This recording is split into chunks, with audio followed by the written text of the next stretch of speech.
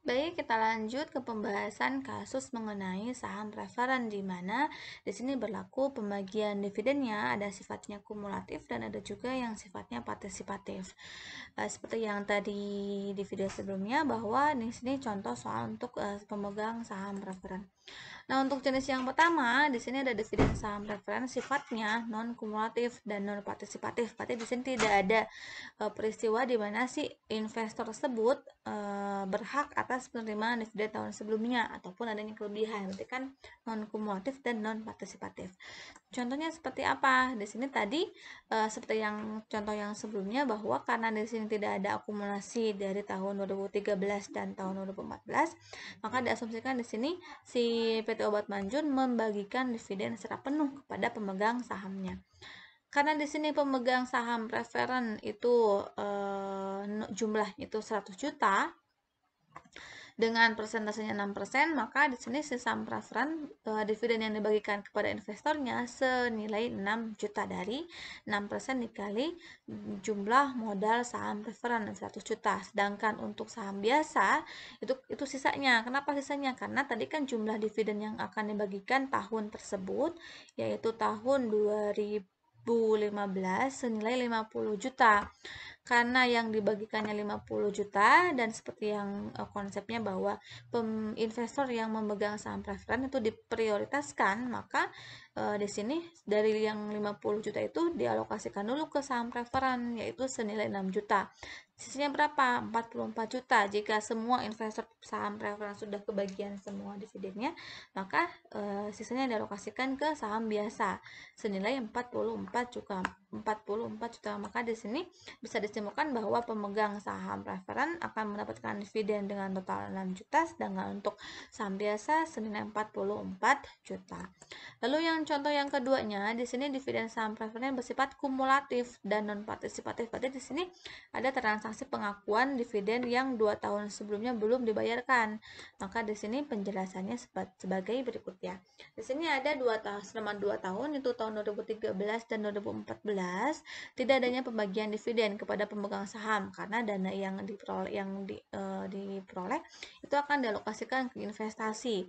Nah, tadi kan dibagi pemegang saham preferen, baik itu perusahaan yang mengalami keuntungan ataupun kerugian, dia tetap mendapatkan dividen. Dia berhak mendapatkan dividen sesuai dengan jumlah yang ditetapkan. Karena jumlah yang ditetapkan 6% dari keseluruhan modal saham preferen, maka selama 2 tahun itu berarti di sini ada si perusahaan harus memegang dulu kepada investor saham preferen atas dividen yang belum dibayarkan selama 2 tahun ke belakang, yaitu dengan jumlah 12 juta. Lalu tahun 2015-nya ada pembagian di 6% sama dikali 1 juta dapat 6 juta. Maka di sini kan dari jumlah dividen yang dibagikan tahun 2015 senilai 50 juta itu dibagikan dulu kepada investor saham preferen dengan jumlah yang dibagikan kepada investornya senilai 18 juta. Berarti dari 50 juta itu sisanya baru kita alokasikan kepada si investor pemegang saham biasa. Sehingga di sini kebagiannya seperti yang tadi ya. Kalau investor saham biasa mah hanya mendapatkan dividennya tahun 2015 saja, yang 2 tahun ke belakangnya tidak mendapatkan. Tapi kalau investor yang memiliki saham preferen itu dia mendapatkan dividen tahun berjalan dan mendapatkan akumulasi penerimaan dividen tahun sebelumnya senilai 12 juta yang tadi. Sehingga jumlah dividen yang dibagikan tahun tersebut tetap 50 juta, namun alokasi nominalnya yang berbeda.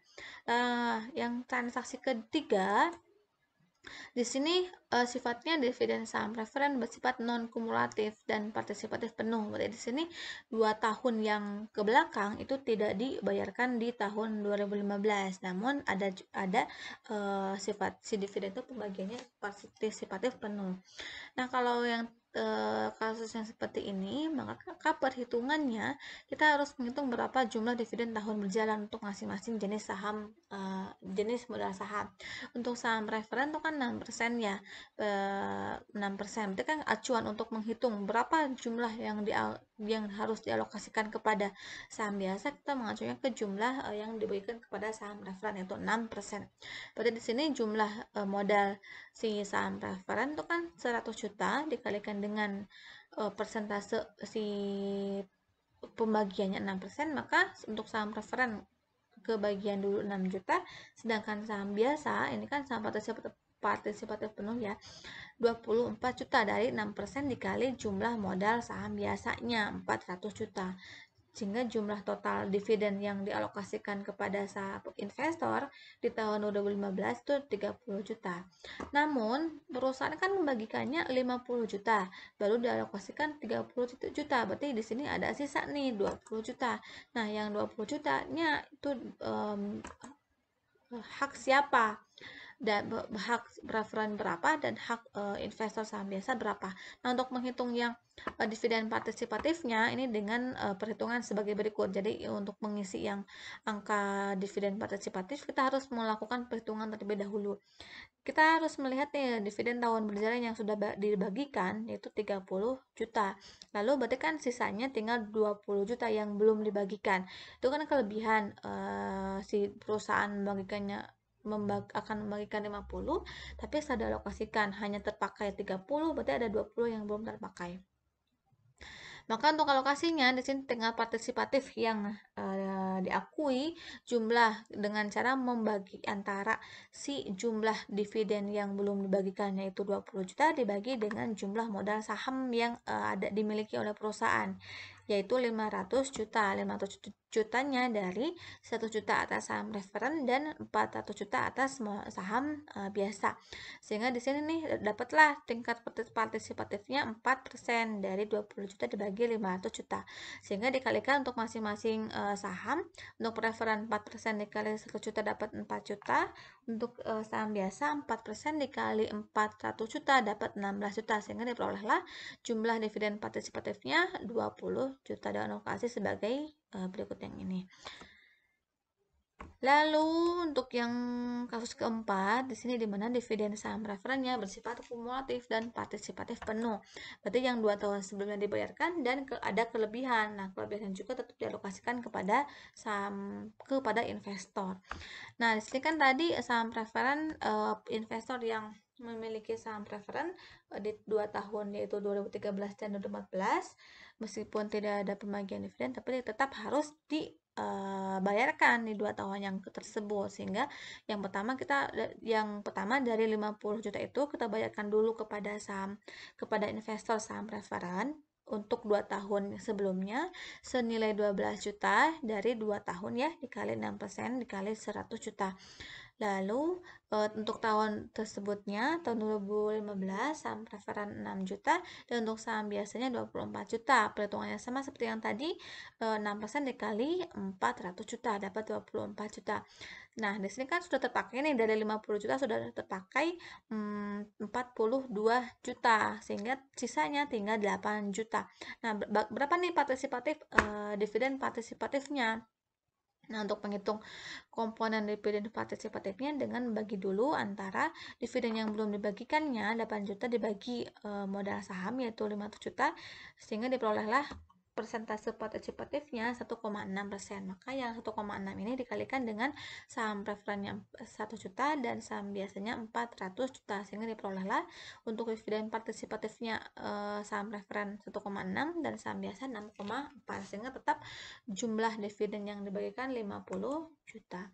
Nah, untuk penyajian dan pengungkapan di sini saya melampirkan laporan posisi keuangan untuk petani nekat tambang di sini di mana dia melaporkan adanya modal saham. Bisa dilihat bahwa ada modal saham, ada preferen, ada saham biasa.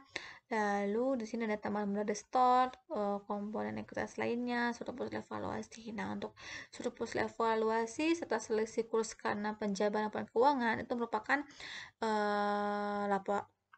perolehannya itu angkanya diperoleh dari ada comprehensive income yang tadi dibahas di awal, yaitu ketika yang berhubungan dengan ekuitas ada yang dimaksud dengan saldo laba dan ada yang dimaksud dengan penghasilan komprehensif lain.